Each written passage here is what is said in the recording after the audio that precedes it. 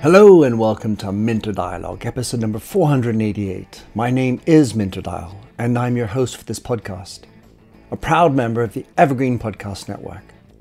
For more information or to check out other shows in the network, please do go and visit evergreenpodcast.com. I'd also like to give a shout out and thanks for putting up a 5-star review for the show on Apple Podcasts by PsyGrad5000. So this week's interview is with Ming-Hui Huang, who is the Distinguished Professor of the Department of Information at the National Taiwan University. She recently co-authored with the Distinguished Professor Roland T Rust the book The Feeling Economy: How Artificial Intelligence is Creating the Era of Empathy, published by Palgrave Macmillan. In this conversation with Ming-Hui, we discuss why and how AI is shifting the role of the service worker from thinking to feeling, the frontiers of feeling AI, how it's creating an era of empathy, what are the consequences for business leaders, and the implications for governance. You'll find all the show notes on minterdial.com, and please do consider to drop in a rating and review, and don't forget to hit the subscribe button to catch all the future episodes. Now for the show.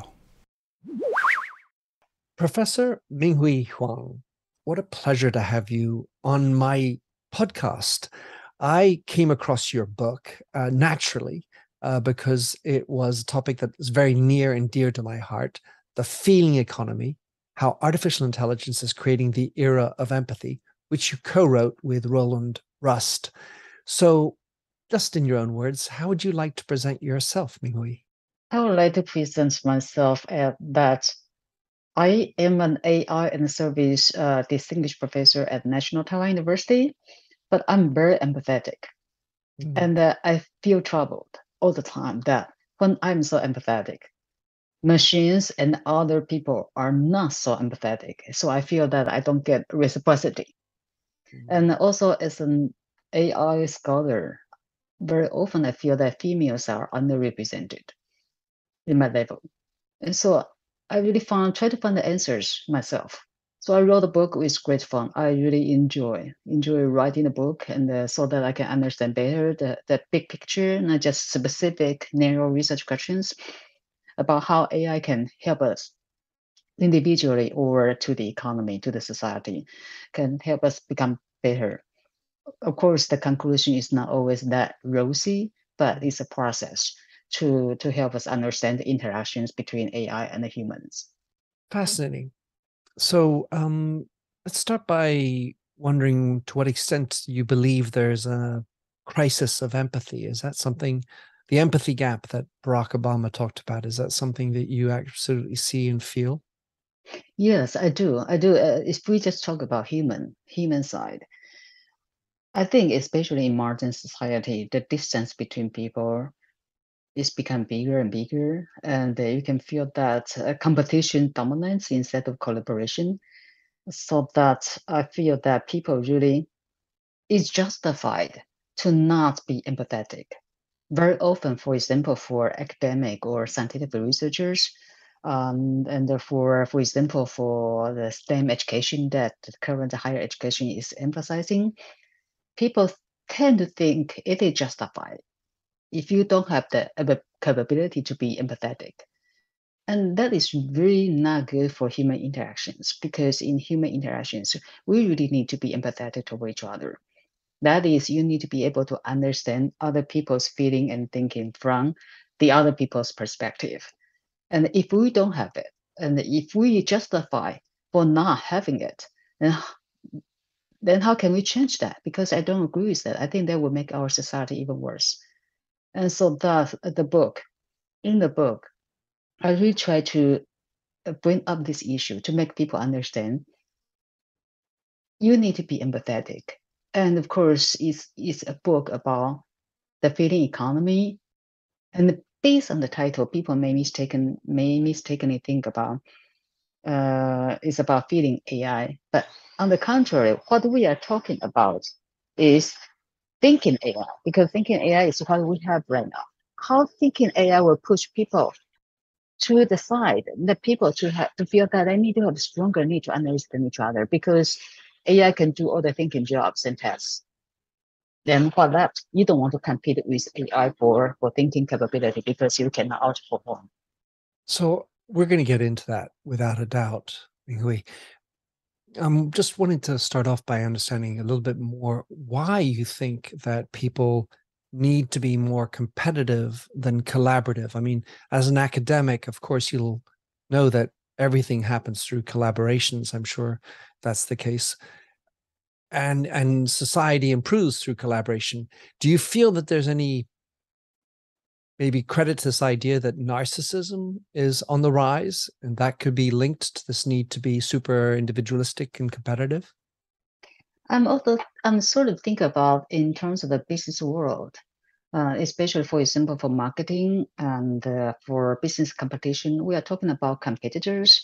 We are talking about what the other companies, what other individuals that you need to outbid so that you can be the winner. And so even in academics, I think collaboration and competition also coexist. There is always a tension that you have to outbid competitors. And I can use one example that in my classroom last semester, I even told my student, because usually at the end, the final grade distribution of a class is normal distribution. It means you have to do better than other students so that you can get a better grade.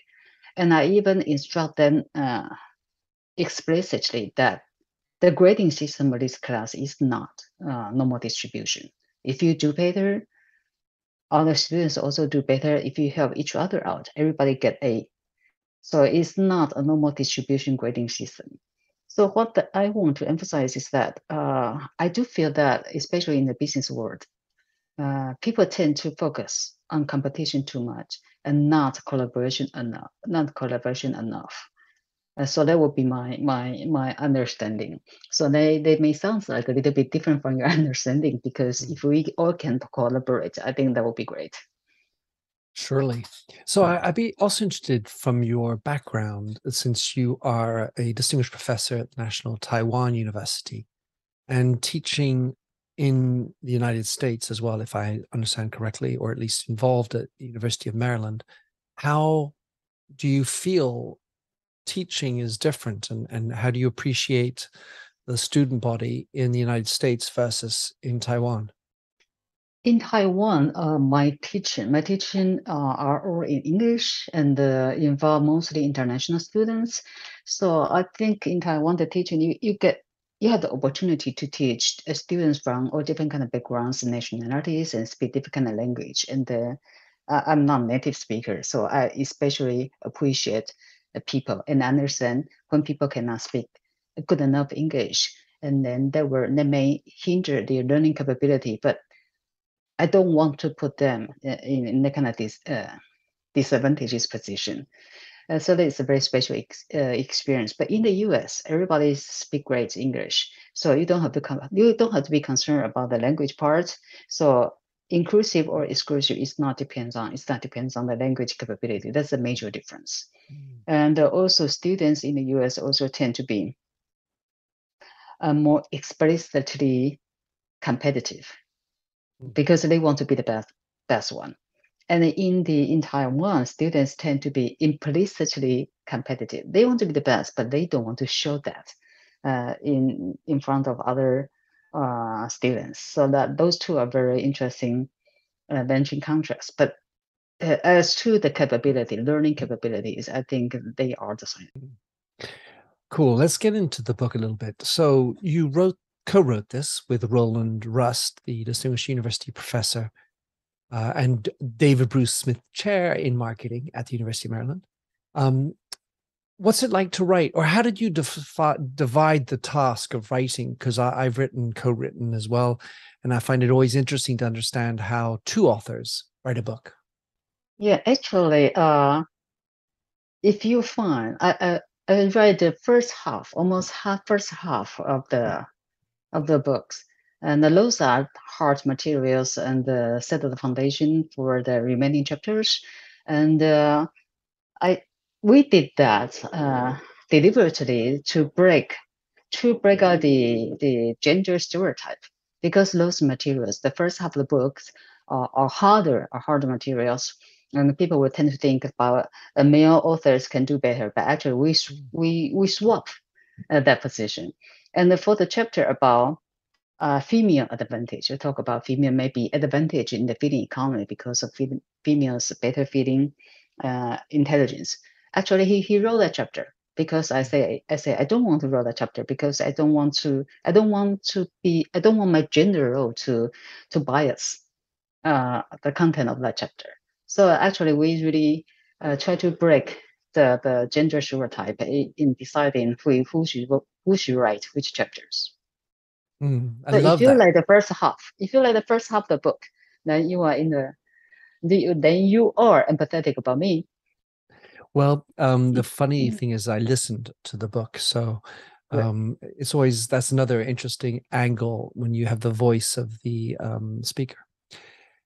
When one of the key elements of your book, of course, is that we have been transitioning from the economy, the physical economy, into the thinking economy, and now moving towards the feeling economy. Can you, in some fashion, help us to understand what you mean by that? Because that really sets up this idea of the feeling economy. Yes, the three economies are roughly correspond to the evolution of the economy from agriculture to manufacturing to service. So in the agricultural economy or the agriculture sector of an economy, it relies more on heavy duty things, heavy duty tasks like those heavy duty tasks traditionally males can do better because of their muscle. So we call that as an economy of the muscle man. And then when we advance to the manufacturing economy, and then there will be the time that machine really can help human beings to work in a factory, for example, like the assembly line. And the physical capability may not be that important or become less important as in the physical economy because after the assembly line break down the entire production process into small pieces, small units, almost everybody can do it. And then when we move, but at that time for manufacturing, you can see that it's more like involved with rational thinking and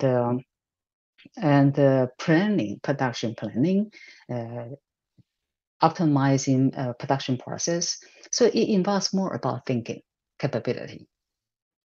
And then AI is so good at thinking capability. So now AI can do a lot of things for manufacturing, for the rational thinking. So we are forced by the advances of technology to move on to the service economy in which human interactions and communications becomes more important. You can see that if you go to a restaurant and then you interact with the human waiters, you interact with all other humans, even if machines can do some of the interaction, basic ones, but they cannot do as good as humans. So in the service economy, human interactions communication becomes so important. And then these are the parts that a machine cannot do better than humans.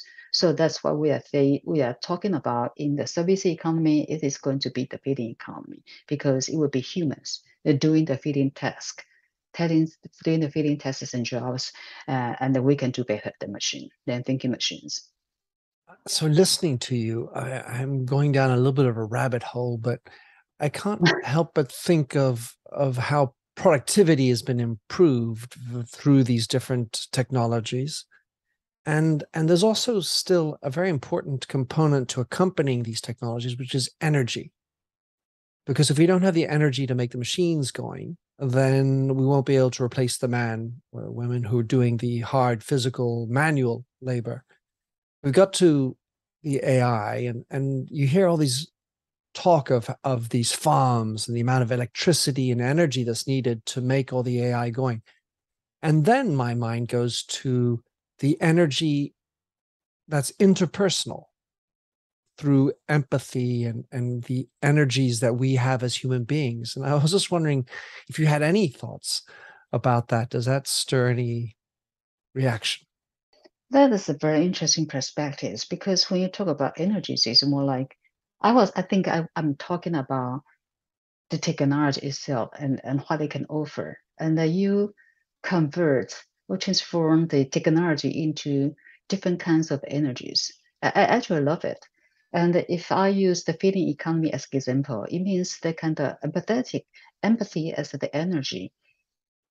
So whether if machine in the physical economy provide electricity and engine power as the energy to push the economy forward, and then in the manufacturing part provide the thinking capability to move to push the economy forward. Then in the feeling economy, empathy is the energy, and then energy. How does the energy work move us forward? It is a very good perspective. Thank you. That was basically just riffing off of what you were talking about. So the notion of feeling AI, obviously a large part of this is down to AI becoming so good at thinking that we won't be able to do the thinking, or at least it'll be always better than the human beings thinking. Give us a perspective on how far you believe AI is and when it will get to the point that all thinking will be done by the AI. I had a paper published in 2019 in California Management Review, and the reviewer, initially we didn't want to make the prediction, but the reviewer asked us to provide a prediction. Yeah, about how many years? In how many years thinking AI can take over all human thinking jobs? And so we are forced to make the prediction, but based on government data. So it's not the data that we make it up or we collect ourselves. It's based on government data. It's called ONET data. And based on the prediction, we project into the future. That would be about 25 to 30 years. That thinking AI can do almost all or most human thinking jobs. So what left, based on the prediction, what left at that time in about 30 years, and then what left will be the feeding testing jobs for humans.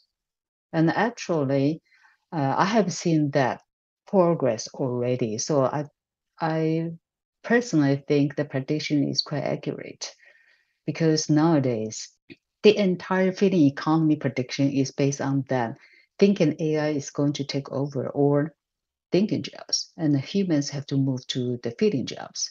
But now the thinking AI is progressing rapidly to try to have thinking capability, although still in a thinking way. And that shows that is a sign shows that to focus on feeling is really the only human way.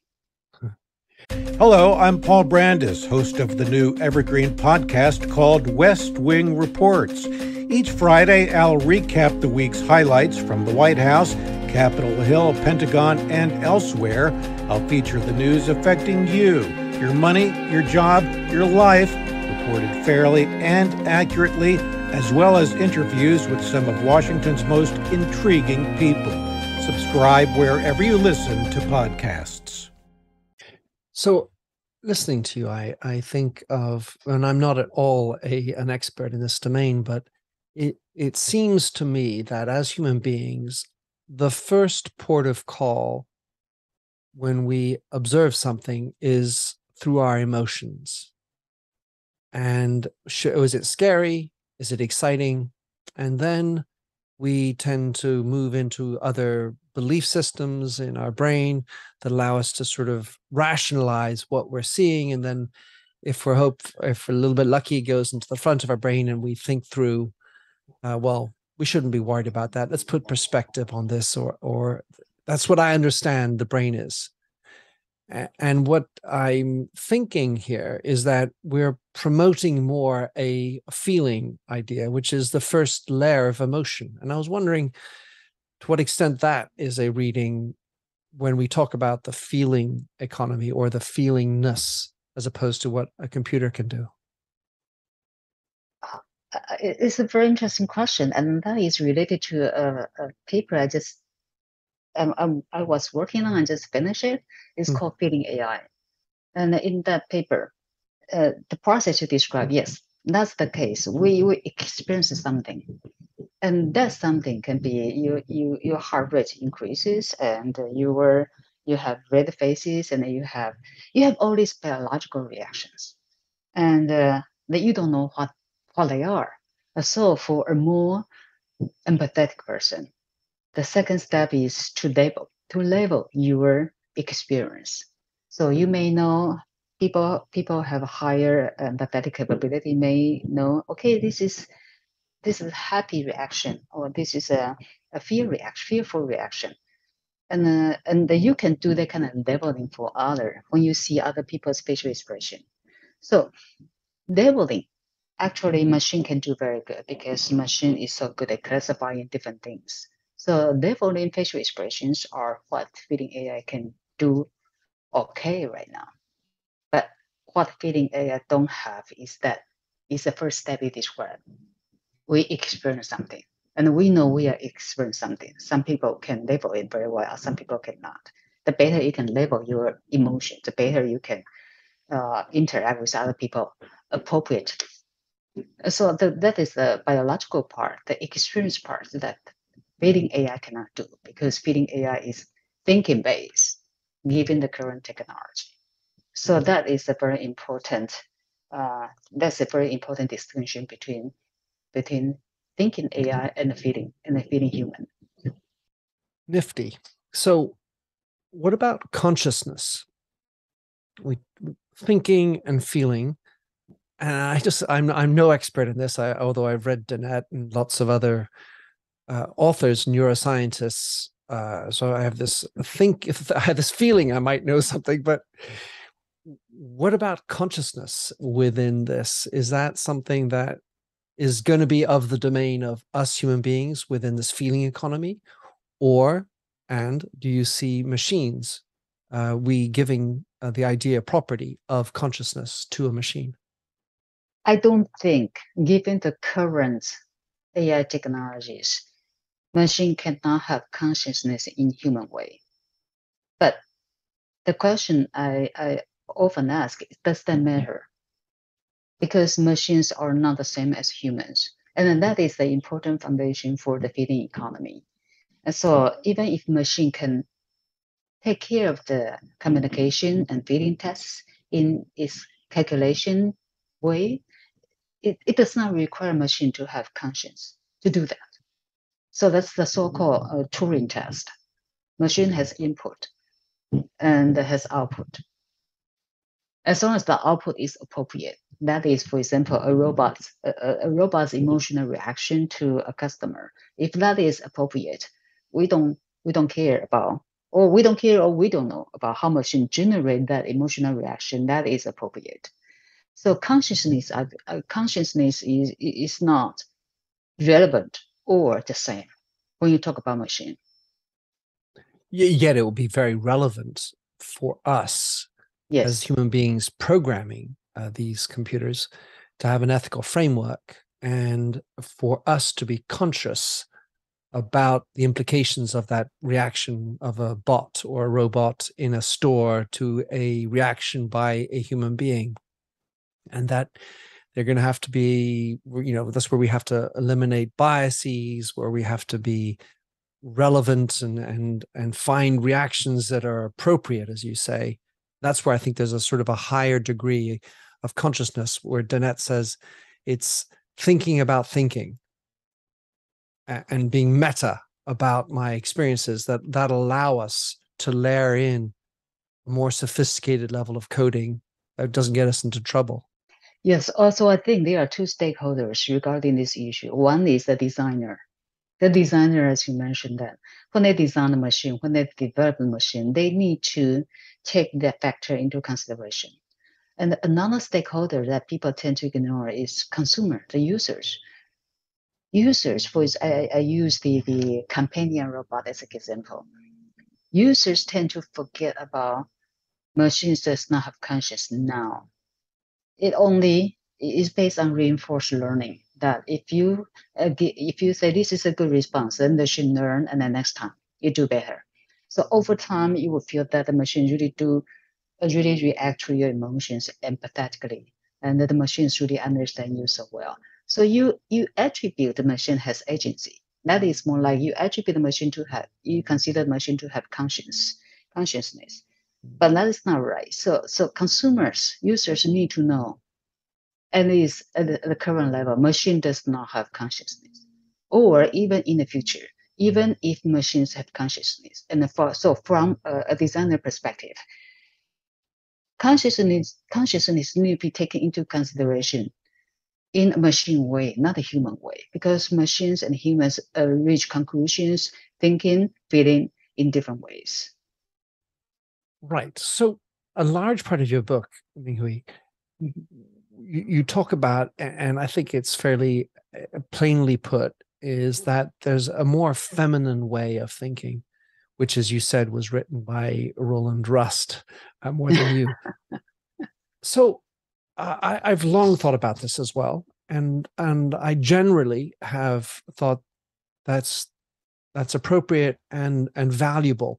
For example, studies show that on balance, women, so described, because we have to be careful about how we put labels on this, will have score a higher level of empathy.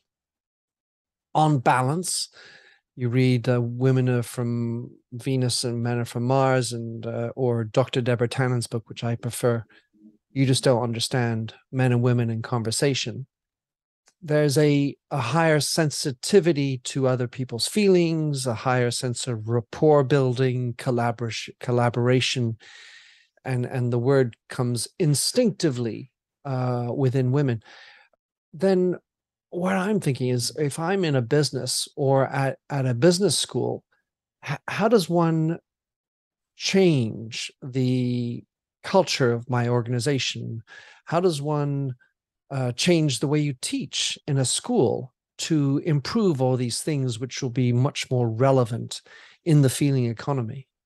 I really love this question, because I have very deep feeling about it.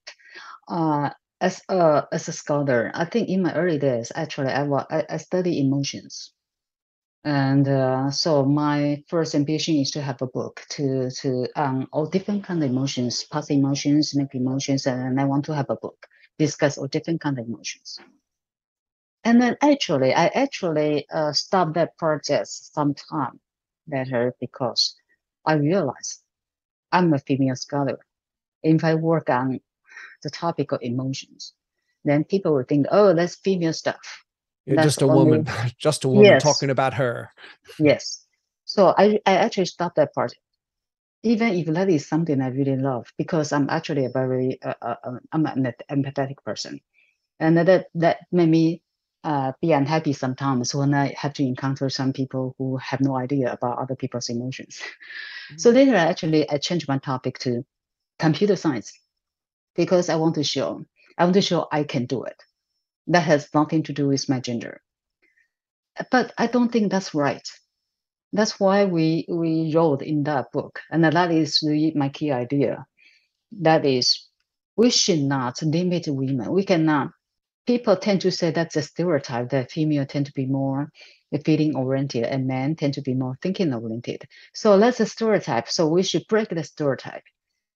And my situation is that, if in a statistical sense, and I can count my own example. Yes, I'm a female. And I'm also more feeling oriented. I'm actually, yes. I fall into all the stereotype for being a woman. What can I do? So should I break the stereotype by doing something that maybe is not my first priority? Or is our education system or our society allow me to be a woman?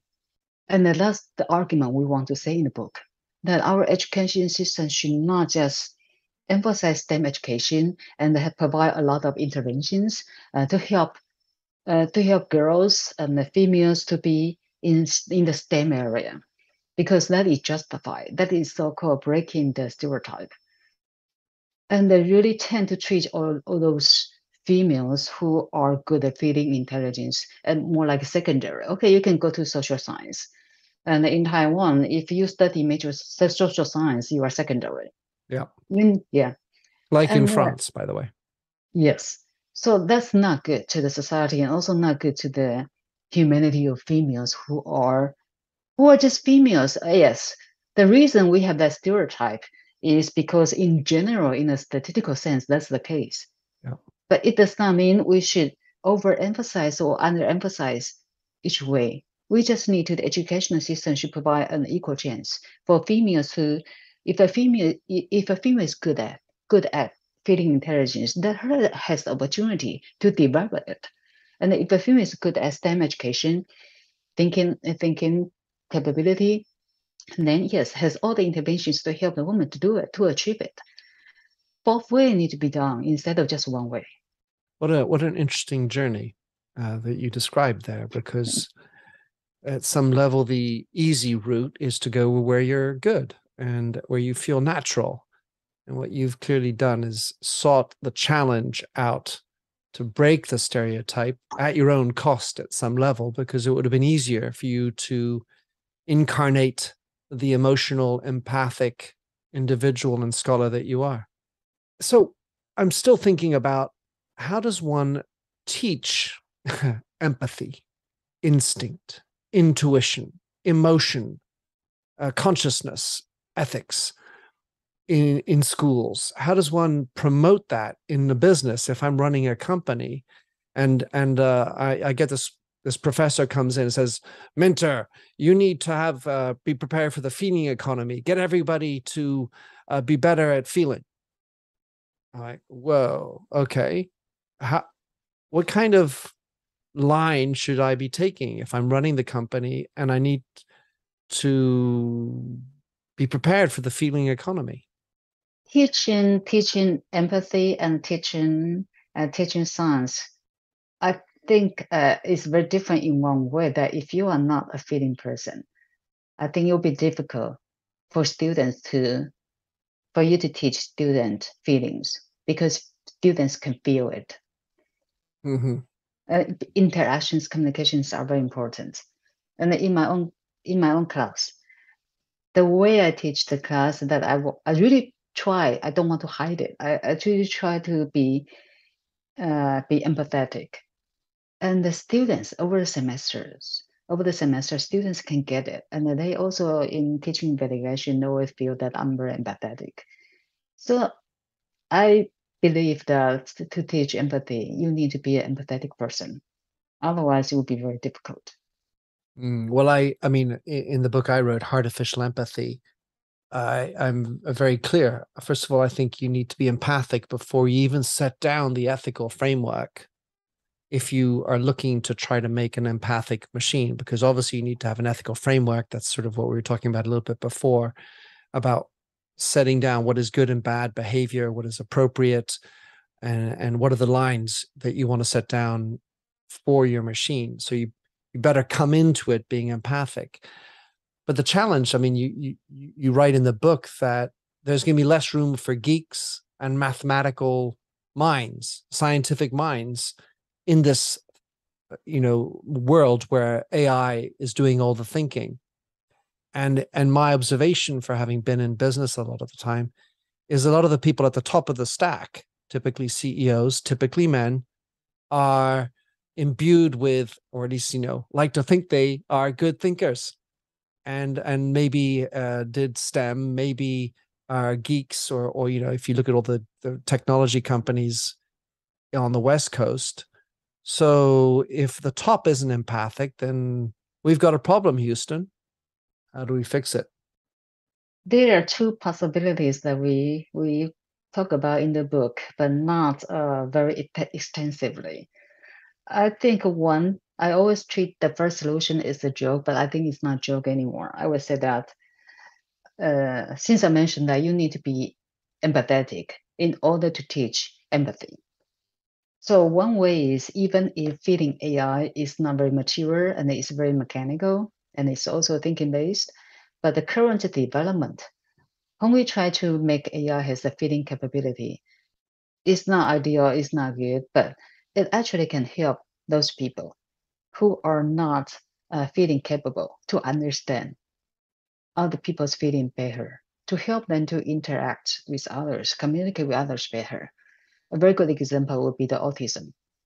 Those AI really can help autism kids, people to react, to understand other people's perspective. Otherwise, they don't have the capability.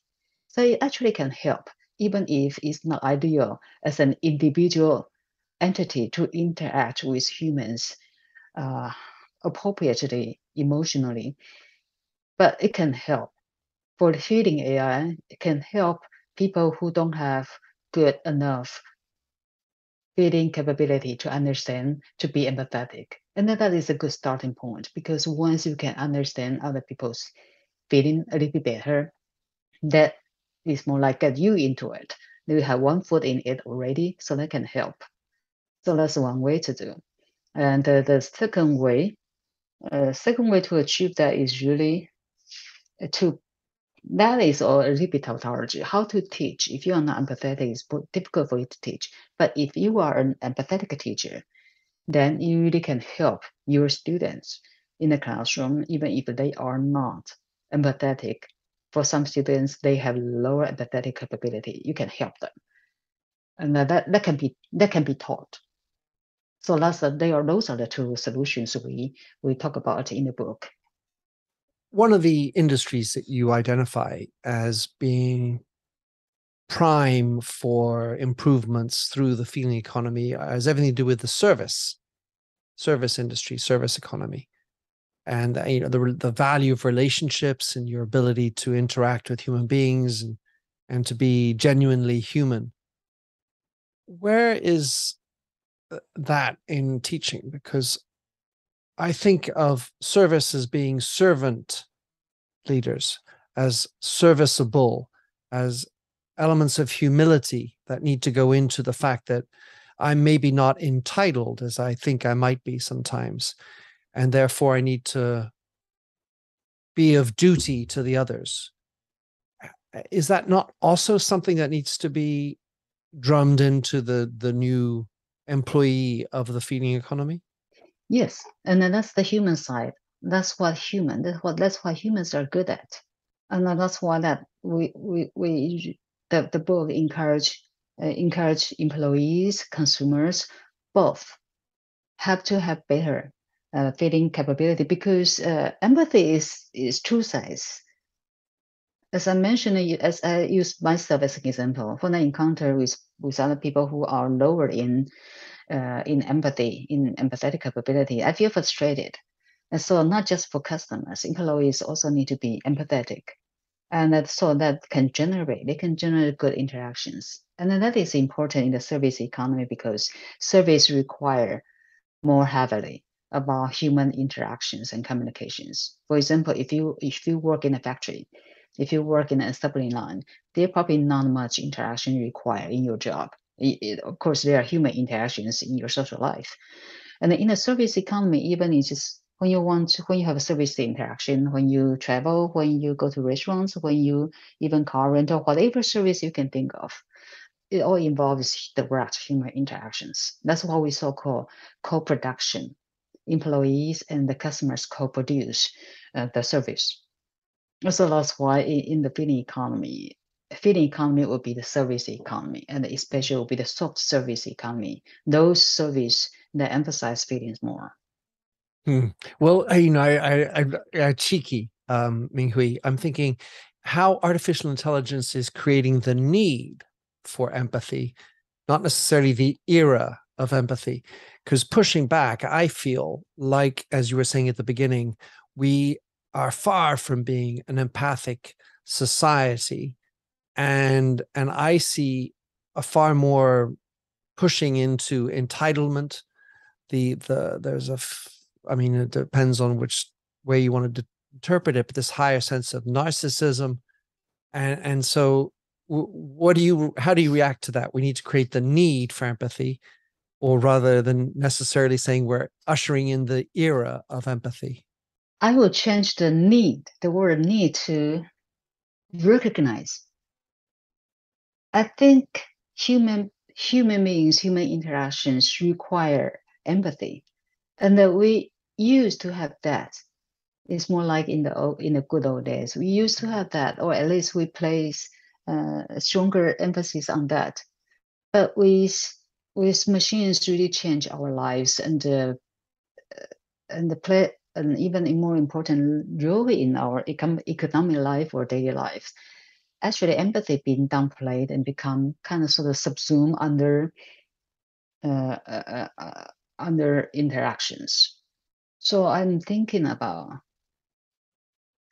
AI help us to recognize we should reinstate the role of empathy in human interactions instead of just thinking about, okay, empathy is nothing and it may bias. That's what people always say. It may bias our decisions. So we should get rid of the emotional parts in our decisions.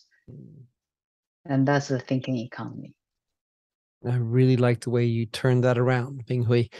The other thing, so you have an entire chapter on the emoji. It's entitled around the emoji. Mm-hmm. And so I was going to ask you, all right, so the premise that you have within the book is that the emoji is a sign of our focus on emotions in a textual manner. We add them in to reinforce the feelings rather than just the words on the screen. And being an author, as you and I both are, you and I aren't adding emojis into all of our works. In academic papers, if you were to write, a title and submit it to whomever with emojis all over it, I'm thinking it wouldn't go down well. So I was wondering to what extent you, as a professor, look at emojis, and do you get papers that are submitted with emojis? Is that where we're at with these things? And to what extent do you read into this language of emojis accurately, the emotions? Because I certainly don't. Yes, so emoji does not use in scientific papers because scientific papers really try not to have emotions. Scientific paper is the output of the thinking economy, that it try to be neutral, has no emotions. But in social media, and then you can see that emoji really is so important. All the social media, they try so hard to invent new emojis for people to use, because emoji help younger people, especially younger people, to express their feeling, because they are in general not so good at writing compared to older generations. And so for the younger generation, those emojis help them to express their feelings. So I think that really help.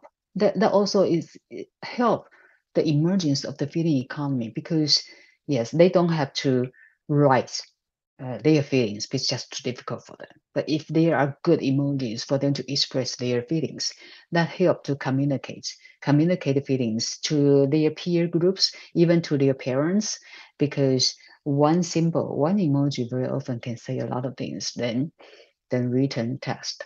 We call that a textual feeling. Yeah, like a picture says 1,000 words. Yeah. I don't remember if you wrote about this in the Feeling Economy book, but I've read it numerous times, how some of the younger generation prefer to break up with their partner, spouse, or girlfriend, boyfriend, through a text message than to say it live. And the justification is that it's easier on them, the other side, as well as the difficulty of actually saying it themselves. And I wonder, I raise an eyebrow as an old person. Obviously, I'm part of the older generation, thinking that that's the right way. So do I have to adapt? No, actually, you really catch a very good point. And I talk about that point in one of my keynote talks about emoji. So I talk about using emoji can help people to express their feelings when they cannot do it. So that's a positive use. That's a positive use of emojis. Another use of emoji is the situation, is the scenario you describe. That is, it's not that the person cannot express their feelings so that they use emoji. It's because the person escape from expressing the emotion because the emotions are not justified, or it's too difficult for them to say it. So they use emojis as a scapegoat, as a shortcut, or easy way out to say it. So that's a bad negative use of emoji. So emojis can be used in positive way and negative way to help you express emotion, or being used as an easy way to avoid expressing emotions directly to the person. All right. Well, this I just landed on a thought. I love this, how this has just happened. But it strikes me that we're talking about relationships here. And whether it's in the service economy side of things or the humanity that we must show up with versus the thinking AI, that we should actually be learning to have more conversations, because conversations are a way to learn about somebody else, to learn about yourself as you express the words. It's about developing relationships, and all that becomes a fabric from which you'll be better as you go along in business and in life. So conversation. So you're talking about human conversations should be more important. And how about conversation with machine? Well, if you go back to the computer in the 1960s that was built on the Rogerian principle of just reformulating what you say to me, it turns out that everybody likes that because nobody listens anymore. We're not going to leave ourselves on a negative note, though, Ming-Hui. I've really enjoyed speaking and listening to what you have to say, getting to get inside a little bit of your life and the work you've been doing. How can people follow you or get your book, of course, contact you should you wish? What would be the best ways for anybody to follow up on this, listening to this conversation with you, Ming-Hui? Of course, they have to listen to your blog, but the easy way is to contact me by email. And more information about me can be found from my website, the National Taiwan University website. I'm in the Information Management Department. That is the easiest way. I will put all that, and of course a link to your book with Roland Rust in the show notes. Thanks so much for coming on the show, Ming-Hui. Thank you. Thanks for having listened to this episode of the Minter Dialogue podcast. If you like the show and would like to support me, please consider a donation on patreon.com/MinterDial. You can also subscribe on your favorite podcast service. And as ever, rating and reviews are the real currency for podcasts. You'll find the show notes with over 2,000 and more blog posts on minterdial.com. Check out my documentary film and 4 books, including my last one, You Lead, How Being Yourself Makes You a Better Leader. And to finish, here's a song I wrote with Stephanie Singer, A Convinced Man.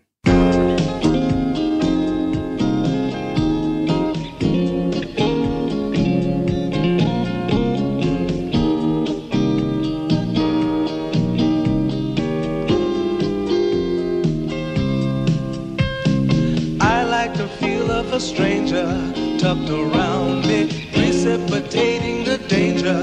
To feel free, trust is the reason. Still I won't toe the line.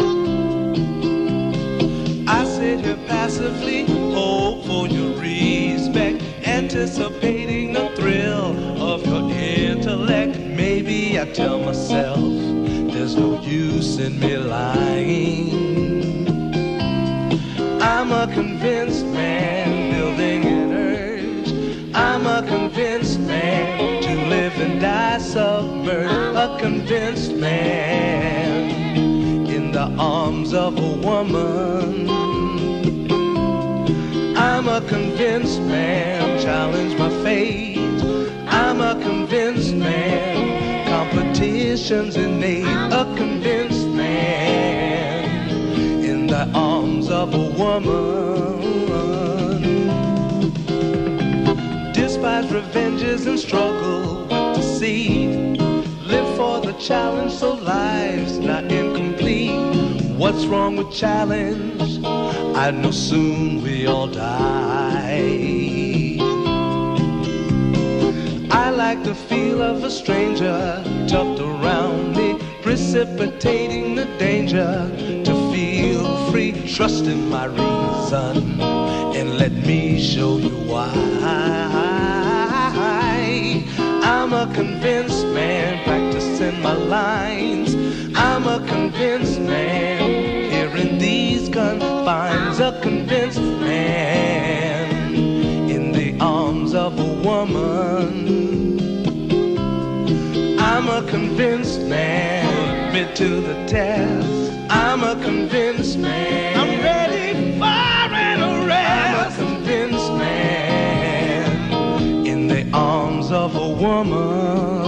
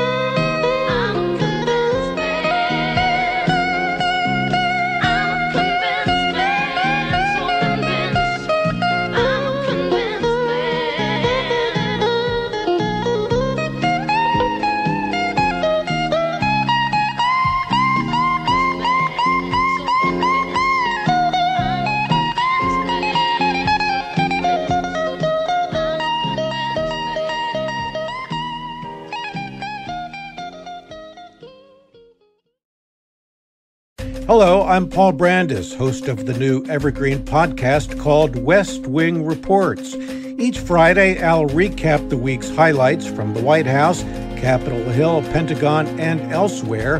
I'll feature the news affecting you, your money, your job, your life, reported fairly and accurately, as well as interviews with some of Washington's most intriguing people. Subscribe wherever you listen to podcasts.